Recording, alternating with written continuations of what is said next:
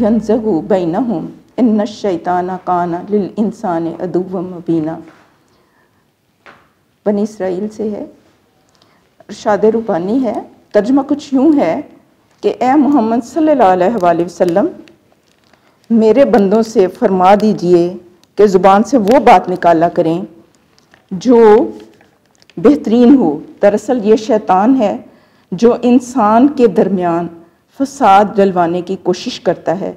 हकीकत ये है कि शैतान इंसान का खुला दुश्मन है। ये आयत भी उन्हीं आयतों में से है कि जिसमें ख़ास तौर पर अल्लाह ताला ने हुज़ूर पाक सल्लल्लाहु अलैहि वसल्लम को मुखातब करके ये फरमाया है कि आप मेरे बंदों को कह दीजिए। वो वाली आयत जिसमें कुल से शुरू होती हैं और आप सल्लल्लाहु अलैहि वसल्लम को ख़िताब करके कही गई हैं, उनकी बहुत ज़्यादा अहमियत है। इस लिहाज से इस टॉपिक की और इस बात की बहुत ज़्यादा अहमियत है कि हम अपनी गुफ्तगू कैसे करें और हमारी गुफ्तगू का क्या अंदाज़ हो और किस लहजे में हम बात करें और हम किस तरीके से हम बात करें और कैसी बातें करें और कैसी बातें ना करें, क्योंकि इसका ताल्लुक़ जो है हमारी इनफरादी ज़िंदगी से भी है, हमारी इज्तमाई ज़िंदगी से भी है। इसके ऊपर हमारे घरों के अमन का भी इन्हसार है, हमारे ताल्लुकात का भी इन्हसार है और माशरे की बेहतरी का भी इन्हसार है। ज़ुबान से मुतालिक बहुत ज़्यादा हमने सुना है कि फ़लाँ ने ये बात कह दी, ये हो गया, गाली दे दी, ये और किसी से झगड़ा कर लिया। तो ये ज़्यादातर फसाद किस वजह से होते हैं? ज़ाहिर है कि ज़ुबान के गलत इस्तेमाल से होते हैं। इसको कुछ आयत के तर्जमे के ऊपर ज़रा थोड़ा गौर करके हम देखते हैं कि अल्लाह ताला हमें असल में क्या ताकीद फरमा रहे हैं। ख़िताब ये है कि ज़ुबान से जो बात निकालें वो बेहतरीन हो, यानी जो बात है वो सिर्फ़ एक अच्छे अंदाज से ना हो बल्कि बेहतरीन अंदाज से हो, बावक़ार अंदाज से हो।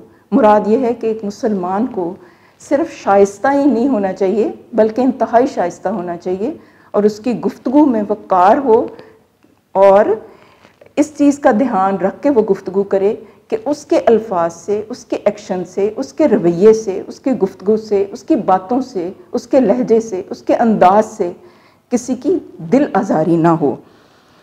इसलिए फरमाया है कि वो बात निकालें जो बेहतरीन हो।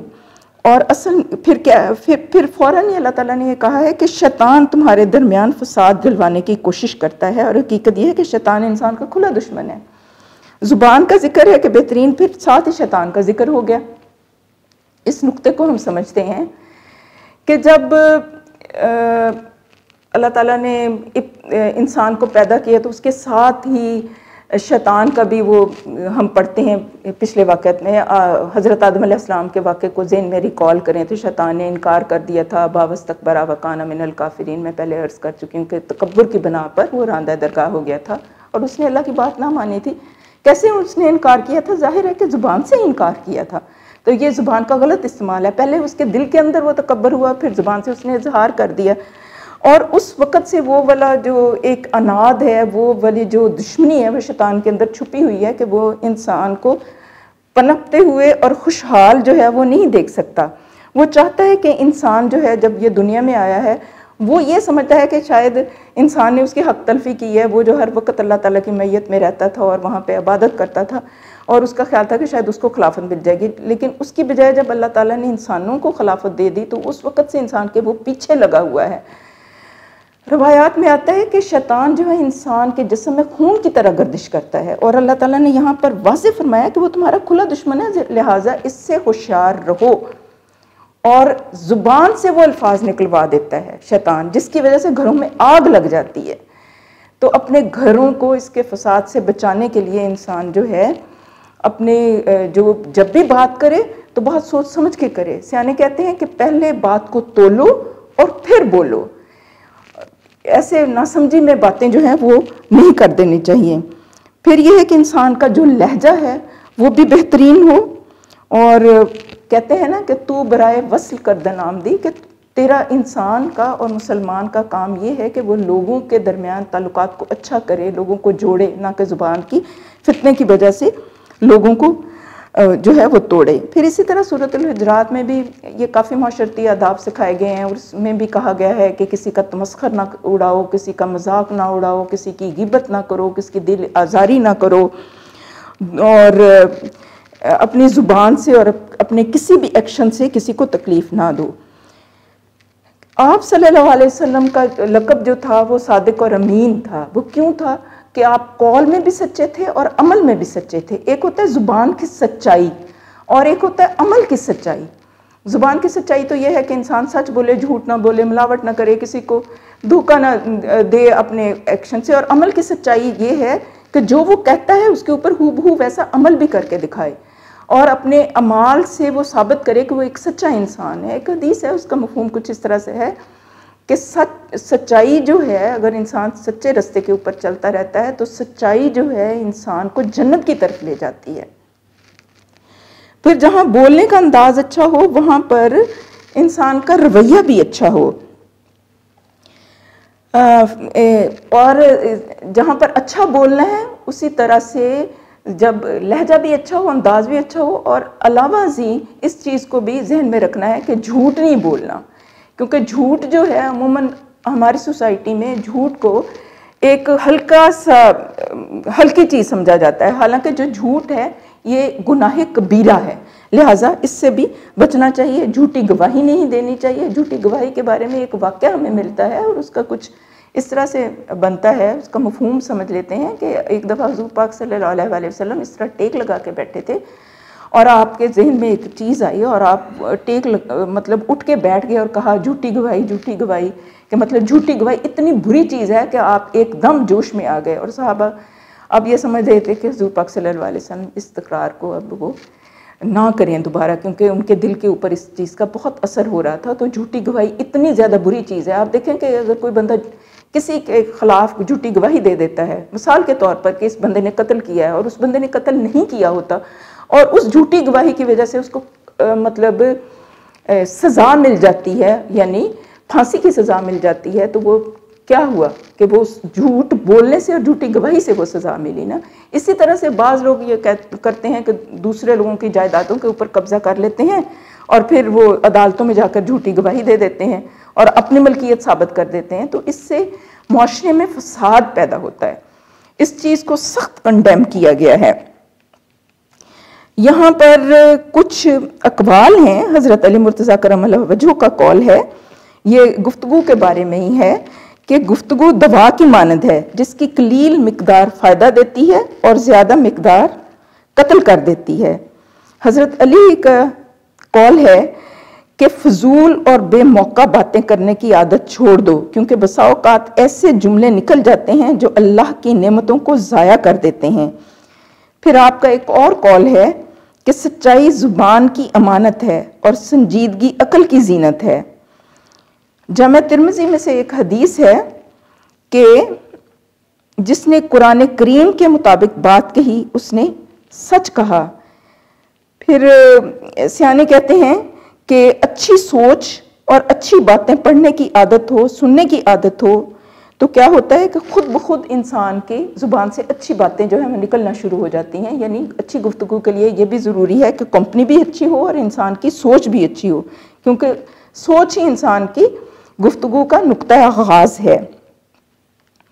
اچھا سوچیں، اچھا بولیں، اور اللہ کے نزدیک سب سے پیارا عمل زبان کی حفاظت ہے، کیونکہ بدگمانی اور بد زبانی دو ایسے عیب ہیں جو انسان کے ہر کمال کو زوال میں بدل دیتے ہیں۔ سیانے کہتے ہیں کہ دھاگا اور لمبی زبان ہمیشہ الجھ جاتی ہے، لہٰذا دھاگا لپیٹ کر اور زبان سمیٹ کر رکھنی چاہیے۔ پھر یہ ہے کہ یہاں پر یہ ایک کوٹیشن مجھے اچھی لگی ہے، وہ میں اس کو ویسے ہی اس کو میں پڑھ دیتی ہوں کہ الفاظ کی حفاظت کریں یہ اعمال بن جاتے ہیں، اعمال کی حفاظت کریں یہ کردار بن جاتے ہیں، اور کردار کی حفاظت کریں یہ پہچان بن جاتے ہیں۔ تو لہٰذا ہمیں اپنی گفتگو میں ان سارے نکات کو بھی مد نظر رکھنا ہے، اقوال کو بھی مد نظر رکھنا ہے، حضور پاک صلی اللہ علیہ وسلم کی احادیث کو بھی اپنے سامنے پیش نظر رکھنا ہے۔ پھر آپ صلی اللہ علیہ وسلم کی ایک بہت مشہور حدیث ہے، آپ سب نے پڑھی اور سنی ہوگی کہ آپ مجھے زبان کی حفاظت کی اس حدیث کا مفہوم کچھ اس طرح سے ہے کہ زبان کی حفاظت کی ضمانت دے دو اور اپنی عصمت کی حفاظت کی ضمانت دے دو تو میں تمہیں جنت کی ضمانت دیتا ہوں. تو اس صورت میں بھی ہمیں غور کرنے کی ضرورت ہے. وہ کہتے ہیں، سیانے کہتے ہیں نا کہ یہ کوئی پنجابی کا ایک محاورہ ہے، اس کا مفہوم کچھ اس طرح سے بنتا ہے کہ مسجد ٹا دے مندر ٹا دے سب کچھ ٹہنا، دیکھ کسے دا دل نہ ٹائیں دلاں دے وچ رب رہندا. کچھ اس طرح سے ہے. تو یہ ہے کہ کسی کا دل جو ہے وہ نہیں دکھانا چاہیے، کیونکہ دل کے اندر اللہ تعالیٰ کی معرفت ہوتی ہے، اللہ تعالیٰ کا نور ہوتا ہے. جس دل کے اندر علم ہوتا ہے، قرآن ہوتا ہے، تو دلوں کو اس طرح سے دکھانا نہیں چاہیے. پھر آپ دیکھیں کہ زبان کا جب ہم دیکھتے ہیں کہ کس طرح سے زبان کام کرتی ہے، تو ایک قبول کہنے سے ایک نامحرم عورت جو ہے ایک مرد کے لیے حلال ہو جاتی ہے، اور زبان سے طلاق کے الفاظ کہنے سے ایک جو عورت ہے وہ انسان کے لیے نامحرم ہو جاتی ہے. تو ان چیزوں کو بھی مد نظر رکھنا چاہیے کہ زبان کے کہے ہوئے بول کتنی اہمیت رکھتے ہیں.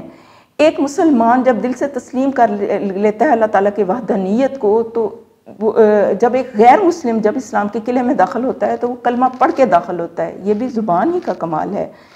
پھر یہ ہے کہ انبیاء اور رسل نے جو دعوت حق دی تو وہ زبان ہی سے وہ دعوت جو ہے وہ پہنچائی گئی.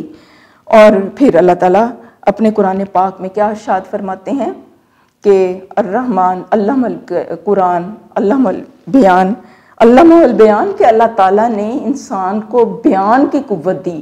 اور یہ جو بیان کی قوت ہے ایک بہت بڑی نعمت ہے، بہت بڑی نعمت ہے. اور جب یہ بیان کی قوت دی ہے تو ہمارا کیا فرض ہے کہ ہم قرآن پاک کو پڑھیں اور اس کو سمجھیں اور اپنی زبان کی صلاحیتوں کو اور اپنے عقل و شعور کی صلاحیتوں کو ہم پازیٹیو سائڈ پہ لگائیں. اچھا سوچیں، اچھا پڑھیں اور اچھا بیان کریں. اور سب سے اچھا بیان کیا ہے؟ قرآن پاک کا بیان، قرآن پاک کا سمجھنا، اس کو بیان کرنا، اس کو آگے پہنچانا، کیونکہ یہ اللہ تعالیٰ کا فرمان بھی ہے اور اس کا حکم بھی ہے. پھر یہ کہ ہم جو بھی اپنا مطالب واضح کرتے ہیں زبان کے تھرو کرتے ہیں. اس لحاظ سے زبان کی اہمیت اور گفتگو کی اہمیت جو ہے وہ انتہائی زیادہ ہے. اس لحاظ میں یہ ہے کہ اس کا جو نقطہ آغاز میں سمجھتی ہوں وہ یہی ہے، اللہ تعالیٰ کی خشیت ہے، تقویٰ ہے. جتنا انسان کے دل کے اندر اللہ تعالیٰ کی خشیت آتی جائے گی وہ فضول گفتگو سے بچ جائے گا، اس کی سوچ پاکیزہ ہو جائے گی، اس کے دل کے اندر تقویٰ آ جائے گا. تو بات یہ ہے کہ ہمیں اس طرف بھی توجہ دینے کی ضرورت ہے، دعائیں کرنے کی ضرورت ہے اور اللہ تعالیٰ سے معافیاں مانگنے کی ضرورت ہے. یہ اور ایک دعا ہے کچھ اس طرح سے کہ اللہم آتی نفسی تقواہا وزکیہا انت خیر من زکاہا انت ولیہا و مولاہا. یہ مسلم سے ایک مسنون دعا ہے کہ اے اللہ میرے نفس کو اس کی پرہیزگاری عطا فرما اور اس کو پاکیزگی عطا فرما، تو ہی اس کا بہترین پاک کرنے والا ہے، تو اس کا کارساز اور مولا ہے. تو یہ بھی دعائیں کرتے رہنا چاہیے، اللہ تعالیٰ کے ساتھ جڑنا چاہیے. جتنا تقوی کی صفت پیدا ہوگی اتنا ہم فضول گوئی سے یاوہ گوئی سے ہم بچیں گے. پھر یہ ہے کہ شیطان جو حائل ہوتا ہے تو اس کے لیے بھی اللہ تعالیٰ نے ہمیں حل خود ہی سکھائے ہوئے ہیں کہ اعوذ باللہ پڑھنا چاہیے. جب بھی ہمیں محسوس ہو کہ شیطان جو ہے ہمیں برائی پہ اکسا رہا ہے، ہمیں بری گفتگو پہ اکسا رہا ہے، تو اس وقت بھی اعوذ باللہ پڑھ لینی چاہیے، لا حول ولا قوت پڑھ لینا چاہیے. اور ایک دعا ہے قرآن پاک میں کہ ربی اعوذ بک من ہمزات الشیطان و اعوذ بک ربی ان یحضرون، کہ اے اللہ میں پناہ مانگتا ہوں تجھ سے شیطان کے وسوسوں سے اور اس چیز سے بھی پناہ مانگتا ہوں کہ وہ میرے قریب بھی آئیں. تو لہٰذا یہ مسلسل کوشش ہے، پوری زندگی کی کوشش ہے، ہر لمحے کی کوشش ہے، ہمہ وقت ہمہ جہت اور ہر وقت. تو اللہ تعالیٰ ہمیں اس چیز کی توفیق عطا فرمائے اور ہمیں اپنی زبان کی حفاظت کی توفیق عطا فرمائے، شیطان کے حملوں سے ہمیں بچائے اور ہم سے اپنا کام لے لے. ہماری زبان اگر بولے تو اچھا بولے، قرآن کو سمجھے، قرآن کو بیان کرے، کہ یہی ہماری زندگی کا مقصد ہے. اللہ تعالیٰ ہمیں اس کے توفیق عطا فرمائے. وآخر دعوانا ان الحمد للہ رب العالمین. سبحانک اللہم و بحمدک نشہد لا الہ الا انت نستغفرک ونتوب الیک. یا اللہ کوئی غلطی کوتاہی ہو گئی تو معاف فرما دینا. والسلام.